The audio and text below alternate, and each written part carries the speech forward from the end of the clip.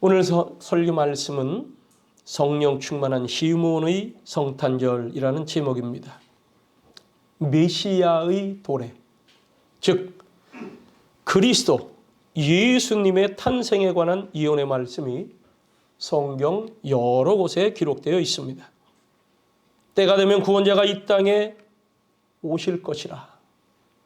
이 땅에 압제받는 이들, 힘겨워하는 이들, 멀리 흩어져 눌리고 있는 이들, 하나님의 백성이면서도 그 하나님의 은총 안에 거하지 못하는 그런 이들을 구원하고 이끄실 것이라는 이 말씀들은 하나님의 언약이며 하나님의 언약은 반드시 성취됩니다. 따라서 갈라디아서 4장 4절엔 때가 참에 하나님이 그 아들을 보내사 여자에게 나게 하셨다고 말씀합니다. 2000년 전 유대 땅에 예수께서 탄생하셨습니다. 그때 예수님은 마땅히 열광적인 환영과 융숭한 대접을 받았어야만 했습니다.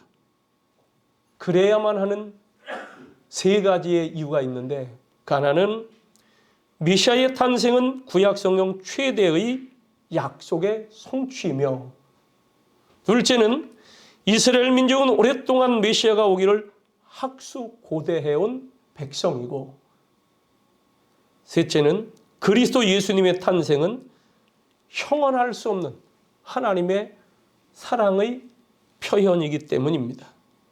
그러나 막상 메시아이신 예수께서 이 땅에 오셨을 때 그분을 기꺼이 영접한 사람은 별로 없었습니다.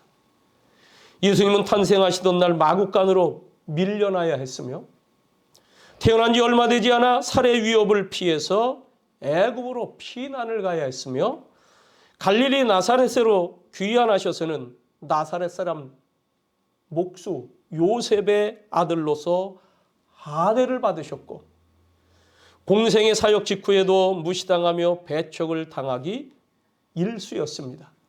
결국 당시의 종교인들과 세상 권력자들의 음모로 인해 붙잡혀 십자가의 희생의 죽음을 당하셨습니다. 물론 이 모든 일의 배후에는 하나님의 섭리가 있었음을 우리는 믿습니다.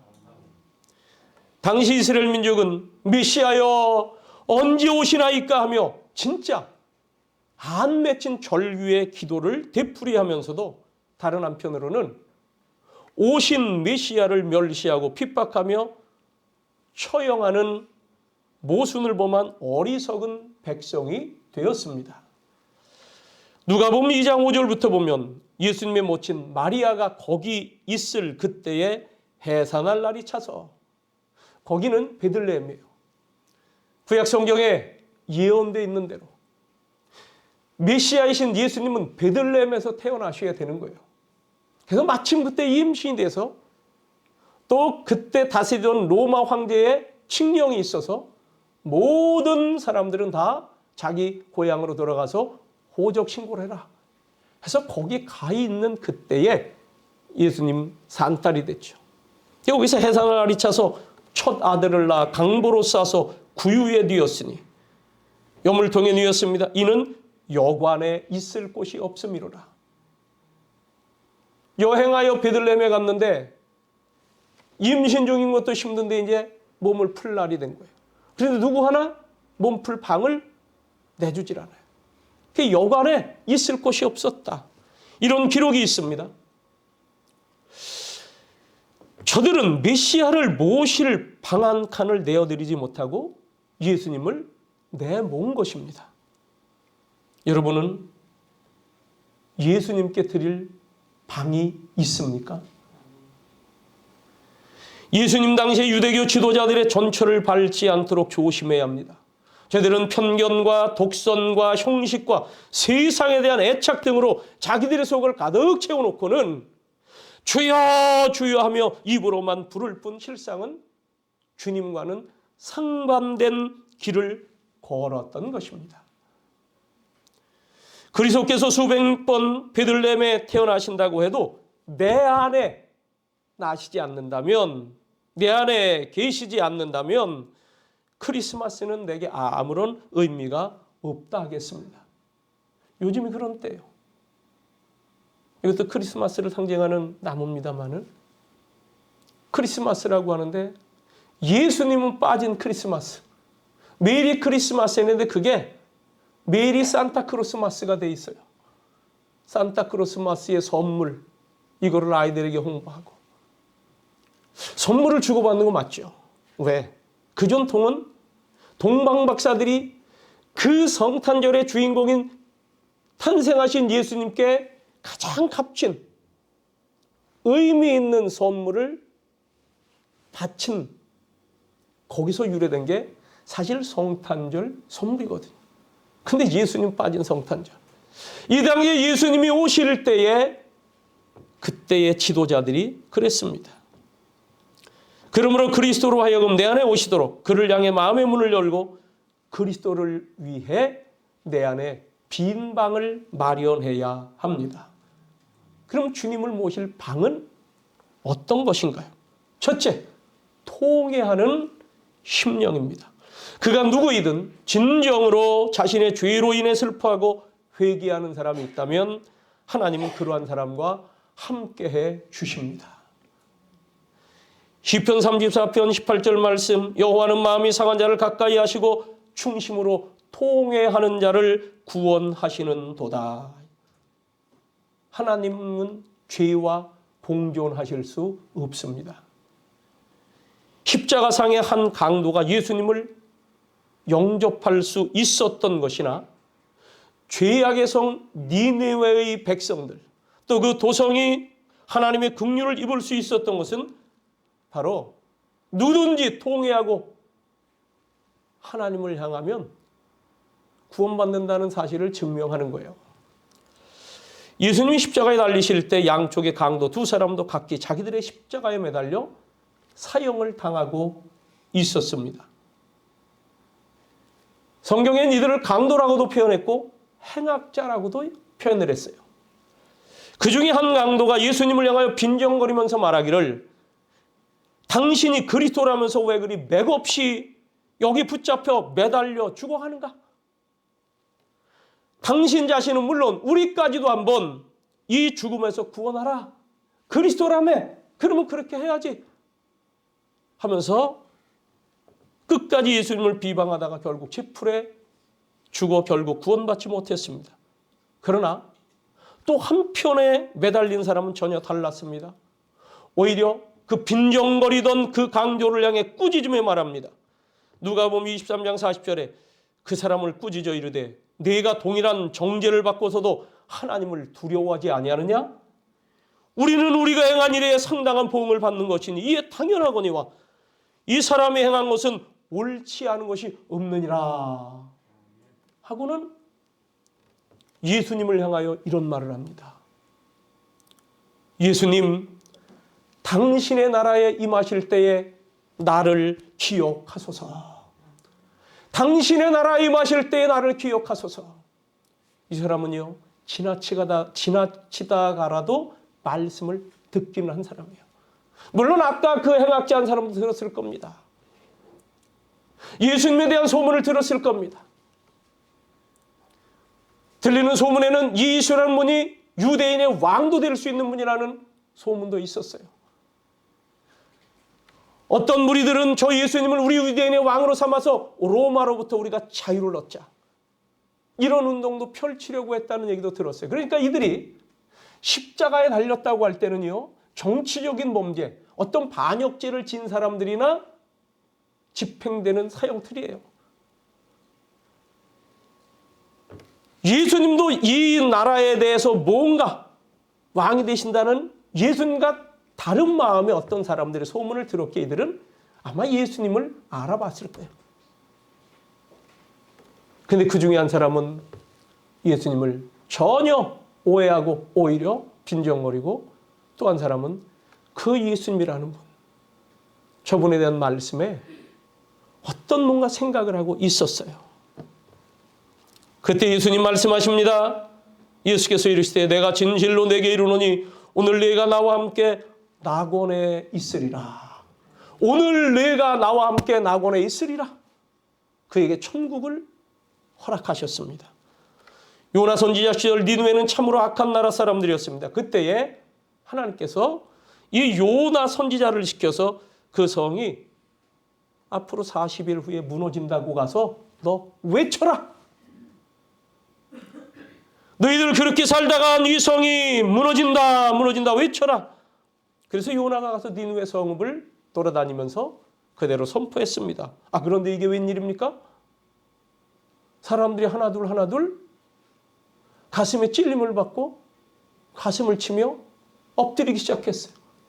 회개하기 시작했어요. 이들은 하나님을 아는 사람들이 아닙니다. 여호와 하나님, 창조주 하나님, 이스라엘의 하나님을 믿는 사람들이 아니에요. 그런데 그 하나님께서 보낸 사람이 외쳤을 때에 이들의 마음속에 회개의 영이 부어진 거예요. 온 백성들이 어떤 이는 길을 가다가도 엎드려 회개를 합니다. 이 소문이 왕의 귀에도 들렸어요. 누군가 와서 선지자라고는 이가 외치는데 이 니느웨 성읍이 망한다고 합니다. 그 얘기를 전해 듣는 그 순간 그 왕도 회개의 심령이 일어났습니다. 왕이 자기의 왕좌에서 내려와서 베옷을 입고 이거 회개할 때 입는 옷입니다. 그러한 표시를 내며 금식하며 바닥에 엎드려 자복했다고 했어요. 하나님께 굴복하며 회개를 합니다. 나중에는 그 가축들까지도 아무것도 먹이지 말고 가축들도 금식시켜라. 이 성에 거하는 모든 자들이 다 하나님의 은혜와 긍휼을 구했습니다. 그 결과 그들은 용서를 받았고 그 성읍에는 아무 일도 발생하지 않았습니다. 통회하는 심령에 주님께서 임하시고 그런 이들과 함께 하심을 믿습니다. 누구든지 예수 믿으면 멸망하지 않고 영생을 얻습니다. 이번 성탄절에 힘들어하는 누군가에게 이 사실을 차분하게 전하시기를 바랍니다. 둘째는 겸손하면서 가난한 심령의 빈방이에요. 물은 낮은 곳으로 오르고 하나님의 마음은 겸손한 자에게로 쏠립니다. 교만은 패망의 선봉이요 겸손은 존귀의 앞잡이라 말씀했습니다. 지존무상하신 하나님은 마음이 겸손한 자와 함께 거하시기를 기뻐하십니다. 이사야서 57장 15절에 보니까 지극히 존귀하며 영원히 거하시며 거룩하다 이름하는 이가 이와 같이 말씀하시되 내가 높고 거룩한 곳에 있으며 또한 통회하고 마음이 겸손한 자와 함께 있나니. 하나님은 높고 거룩한 곳에 계시지만 또한 통회하고 마음이 겸손한 자와 함께 있나니. 자신을 낮추며 하나님 앞에 겸손한 자와 함께 있다는 거예요. 이는 겸손한 자의 영을 소생시키며 통회하는 자의 마음을 소생시키려 함이라. 여러분 힘드십니까? 뭔가 나는 저 아래 떨어져 있는 것 같습니까? 혹시라도 마음에 뭔가 불안함이 있습니까? 그냥 하나님께 주님 저 여기 있습니다. 저 마음이 이렇습니다. 나는 아버지의 아들입니다. 딸입니다. 나를 긍휼히 여기소서. 겸손히 자기를 낮추십시오. 여기 시몬이라는 사람도 자신을 하나님 앞에 종이라고 얘기합니다. 내가 종입니다. 성령 충만한 그리스도인은 첫째도 겸손, 둘째도 겸손, 셋째도 겸손입니다. 이 성탄절 세상에 지극히 높아진 어떤 이들 그들을 부러워할 것이 아니라 지극히 낮은 곳으로 오신 예수 그리스도의 은혜 안에 거하시기를 주의 이름으로 축원합니다. 세 번째는 성령 충만한 신앙생활입니다. 오늘 본문 말씀에 시몬이라는 사람이 소개됩니다. 이 시몬은 의롭고 경건하여 메시아의 도래를 기다리던 사람이에요. 나이가 많았습니다. 나이가 많은지 어떻게 아느냐? 여기 나이는 기록되어 있지 않습니다만은 여기 그의 고백 가운데 이제 나를 도와주시구나. 내가 이제 이 정도 살았으면 내가 하나님께로 돌아가야 되는데 그 심정의 표현이 역력히 드러나는 고백을 해요. 그런 걸 볼 때 나이가 많았습니다. 그는 성령의 사람입니다. 성령으로부터 너는 그리스도를 보기 전에는 죽지 않을 것이라는 지시도 받은 사람이에요. 그런 그가 마침 헌신예를 드리기 위해서 성전에 나온 아기 예수님을 만나게 됩니다. 그때 아기 예수님을 건네받고 품 안에 안고는 예수님의 메시아 되심과 그 메시아 사역에 관한 예언을 하게 되죠. 이 예언을 일명 시므온의 고별 찬송이다라고 명명합니다. 이 땅을 고별하는 찬송이에요. 이런 말씀이 있습니다. 주제여, 29절 주제여, 이제는 말씀하신 대로 종을 평안히 놓아주시는도다. 내 눈이 주의 구원을 보았사오니 이는 만민 앞에 예비하신 것이요 이방을 비추는 빛이요 주의 백성 이스라엘의 영광이니이다 하니. 여러분, 이제 내가 그리스도를 만나 뵈었으니 나는 죽어도 좋다는 이런 내용이 포함된 노래입니다. 시므온의 성탄 찬송. 성령의 감동 가운데 이렇게 됐어요. 여러분, 여기 25절에 이 시므온이 의롭고 경건하다고 했는데, 의롭다는 말은 하나님과 사람 앞에서 그 법, 말씀대로 살아가려는 사람을 말하는 거예요. 경건하다는 뜻은 종교적인 의미에 투철한, 헌신된 그런 사람이라는 뜻입니다. 즉, 하나님과 바른 관계에 대해 진지하게 생각하며 하나님과 관련된 일이라면 아주 무겁게 생각하여 헌신하는 생활을 말합니다. 예배 드릴 때만 하나님을 인식하는 것이 아니라 말씀을 늘 묵상하며 하나님의 기대와 뜻을 알기 위하여 기도하며 어떤 것일까? 몸부림칠 정도의 사람이라는 말이에요. 이게 의롭고 경건한 자라는 거예요. 어떻게 그런 생활이 가능할까? 그 비결은 성령 충만입니다. 본문을 자세히 보면 시므온이 성령 충만했음을 3번이나 밝혀줍니다. 거기 25절 끝부분에 성령이 그 위에 계시더라 그랬어요. 26절 둘째 줄에 성령의 지시를 받았더니 27절에 성령의 감동으로 성전에 들어가매 했습니다. 성령이 그 위에 계시는 사람이에요. 그는 자기의 죽음에 대해서도 날짜까지는 모르지만 그리스도를 만나기 전까지 너는 죽지 않는다고 그렇게 지시를 받았습니다. 그러던 어느 날 성령의 감동이 왔습니다. 너 지금 성전에 올라가 봐라. 지금 성소에 들어가 봐라. 그래서 성령의 감동으로 성소에 들어갔습니다. 성전에 들어가매 거기서 결례를 행하기 위해서. 이제 여러분, 레위기서에 보면, 구약 성경에 보면 첫째, 첫것, 첫아들, 이것은 다 하나님의 것이라. 그걸 구별하는, 그래서 속전을 바치는 그런 예식이 있어요. 그리고 아이를 출산하면 아들을 낳으면 40일, 딸을 낳으면 60일. 하여튼 성경은 그렇게 돼 있어요.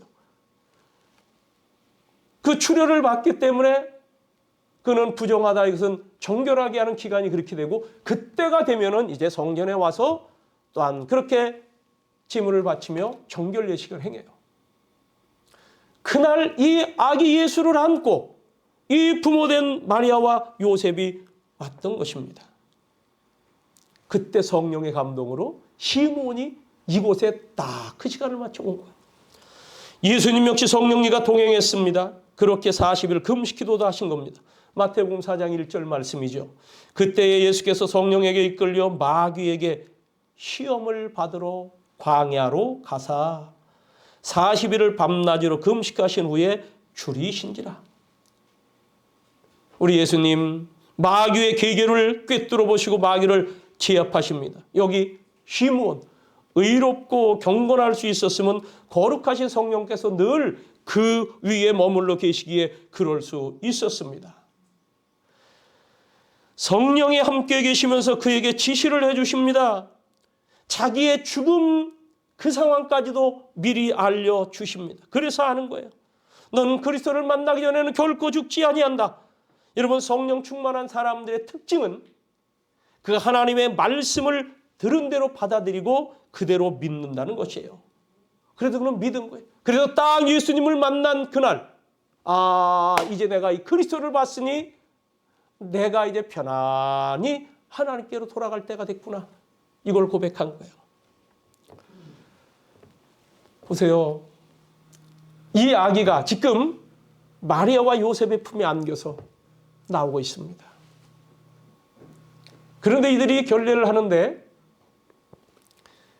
제물을 뭐로 가지고 왔냐면 24절에 보니까 또 주의 율법에 말씀하신 대로 산비둘기 한 쌍이나 혹은 어린 집비둘기 둘로 제사하려 함이더라. 우리가 보통 하나님께 제사 드리고 예배할 때 제물을 드릴 때 뭐를 바친다 그럽니까? 양을 바친다. 그래요. 그 당시에 평범한 사람들은 양을 바쳤어요. 좀 잘 사는 사람들은, 지체가 좀 높은 사람들은 소를 바쳤어요. 그런데 가난하고 좀 어려운 사람들은 비둘기를 바치라고 돼 있어요. 그런 걸 보면 여기 마리아와 요셉은 경제적으로 가난했구나. 이러한 가난한 이들 부부가 아기를 품에 안고 오는 것을 봤을 때 그 차림이 저는 남루했다고 봅니다. 그런 사람이 아이를 안고 왔을 때 누가 이 아이를 이야 개천에 소용날 것이다 라고 말해줄 사람이 있었을까요? 이 아기 예수님을 보면서 이가 인류 만민을 구원할 그리스도라는 사실을 누가 알아챘을까요? 결코. 그렇더라도 사람들의 안목은 겉모습을 보다 보니 그럴 사람이 없었겠죠. 그런데 시몬이 알아본 거예요. 어떻게? 성령의 감동 가운데. 그 아기 예수님이 품에 안겨오는 것을 딱 보는 순간 거기에 하나님의 신비한 손길이 임했음을 본 겁니다. 다가갔습니다. 내가 그 아기를 좀 한번 안아도 되겠습니까? 여기 보면은 28절 시몬이 아기를 안고 하나님을 찬송했다 했습니다. 이 아기 예수님. 그는 꼭 그리스도를 만나야 될 사람이었기에 성령께서 이끄신 겁니다. 시몬이 왜 그리스도를 만나야 할까요? 나이가 들었고 죽긴 죽어야 하는데 살아가기 힘든 세상, 죽지 않고 죽지 못하고 살고 있으니, 그런데 그리스도를 만나야 죽는다고 했으니 얼른 죽어야지 해서 만나야 되는 겁니까? 그게 아닙니다. 하나님은 이 시몬을 통하여 이 아기 예수님에 대해서 그가 만민을 구원할 메시아라고 하는 증거를 하기 위해 시몬에게 성령 충만케 하시고 그에게 지시를 해주시는 줄로 믿습니다. 사명 때문에 그는 이때 예수님을 만나야 했던 거예요. 예수님이 메시아다 이걸 외쳐야 하는 거예요. 그래서 반드시 그리스도를 만나야 한 겁니다. 여러분, 우리가 예수님을 모시고 내 안에 예수님을 모시고 살아야 될 특별한 이유가 뭐 있습니까? 여러분, 오늘 나를 통해 하나님이 하고자 하시는 일이 있음을 깨닫고 그것을 물어 확인하시기를 주의 이름으로 축원합니다. 가난한 목수 요셉 부부의 품에 안겨 나오는 이 아기를 번내 품에 안은 이 시몬, 오 메시아다, 만민의 구주로다, 오 그리스도시요 제가 주를 배움나이다 하며 그 아이를 아는 거예요. 마침내 자기 품에 아기 구세주 예수님을 안았습니다. 그 순간 그의 깊숙한 심령 깊숙한 곳에서 찬송이 흘러나옵니다. 주제여 이제는 말씀하신 대로 종을 평안히 놓아주시는도다. 내 눈이 주의 구원을 보았사오니 이는 만민 앞에 예비하신 것이요 이방을 비추는 빛이요 주의 백성 이스라엘의 영광이니이다. 이방을 비추는 빛이란 말은 이방이 어둠 속에 있다는 뜻이 전제가 되는 말이에요. 이방은 다른 나라를 얘기하는 겁니다. 이 하나님이 지금 섭리 가운데 이끄시는 이스라엘 외의 모든 나라, 이게 나라 방자를 쓰는 거예요. 그 외 모든 나라들, 거기에 어둠이 있기에 거기에 빛이 오신 주님. 그때 정치적으로는 로마 제국의 천하였습니다. 세계를 로마가 다스리는 로마 판도였죠. 정치적으로 이스라엘을 압도하고 문명적으로도 월등합니다. 또 요즘 테스형으로 불리는 이 소크라테스와 플라톤을 배출한 실험 문화는 지식적인 면에서 이스라엘보다 훨씬 앞섰습니다. 그러나 성령의 사람 시므온은 이방 세계가 이모저모로 아무리 월등하다 해도 여전히 그들은 어둠 가운데 있다고 말을 해요. 그들에게는 메시아 곧 그리스도가 없기 때문입니다. 문명이 인간의 죄와 죽음의 문제를 해결할 수 있습니까? 그리스도 외에는 그 누구도 그 어느 것도 죄와 사망의 문제를 풀어낼 수 없습니다. 그리스도만이 빛이십니다. 그리스도만이 해결자입니다. 그러므로 예수가 없는 문화, 그것은 아직 어둠입니다. 비록 여러 방면에서 뒤처진 이 이스라엘에 살던 성령의 사람 시므온은 메시아를 품에 안는 감격의 순간에 성령의 감동을 받아 이 악이야말로 이방에는 빛이요 이스라엘에는 영광이로다 한 것이에요. 여러분, 이스라엘이요 아무리 작고 초라하고 한때 그것도 1900년이나 나라를 잃고 방황을 하고 디아스포라 세상 곳곳에 흩어진 나그네로 살았다 하더라도 저 유대인으로 저 이스라엘 땅에 예수님이 탄생을 하셨다는 것, 이 한 가지 때문에 우리가 이스라엘을 동경하는 거예요. 우리가 저 땅을 주시하는 거예요. 우리는 지금 성탄절을 기다리며 대림절을 지내고 있습니다. 의롭지 못하고 경건하지 못했음을 회개하며 심령을 새롭게 하여 겸손하게 주를 바라봅시다. 성령 충만하기를 구하며 기도합시다. 교회를 사랑하며 모여서 예배합시다. 하나님의 말씀을 들읍시다. 읽고 암송하고 묵상하면 하나님의 은혜와 사랑이 그런 사람들에게 흘러듭니다. 심령이 가난한 자는 이 땅에서도 천국을 맛보며 마음이 청결한 자는 분명코 하나님의 얼굴을 볼 것입니다. 구약성경 마지막 책인 말라기 선지자 이후로 하나님의 계시가 단절되었던 영적인 암흑기, 지금 이때까지가 암흑기예요. 예수님이 태어나시기 이전까지가 암흑기, 그때에도 그런 시대에도 하나님의 계시를 체험하며 성령 충만하여 경건하고 의로운 삶을 살고 있던 시므온에게 하나님은 마침내 그리스도를 직접 안을 수 있는 특권을 주셨습니다. 이 은혜와 축복이 오늘 예배하는 저와 여러분 안에 가득하기를 주님의 이름으로 축원합니다. 기도하겠습니다. 이 시간 한 1분 동안 같이 여러분들 내 안에 주님이 계실 수 있는가? 성령이 우리와 함께 하신다고 하는데 그 얘기는 곧 이렇게 계시를 받고 경건하고 의로운 삶을 살게 된다는 것인데 내 안에 진정 주님이 나의 주님입니다. 내가 주님을 만난 그 체험 때문에 감사하는가? 주를 모시고 사는 것이 그렇게 영광스러운 것인가? 내 안에 주님이 계시다는 것이 이스라엘은 영광이라고 했듯이 나에게는 영광입니다. 이 고백을 분명히 할 수 있는 그런 심령인가? 오늘 이 시간 여러분 그 모든 어떤 여건 상황에서든지 주님과 전적으로 교통하고 있는지 점검하며 은혜를 구하시길 바랍니다. 함께 한 1분 동안 기도하겠습니다.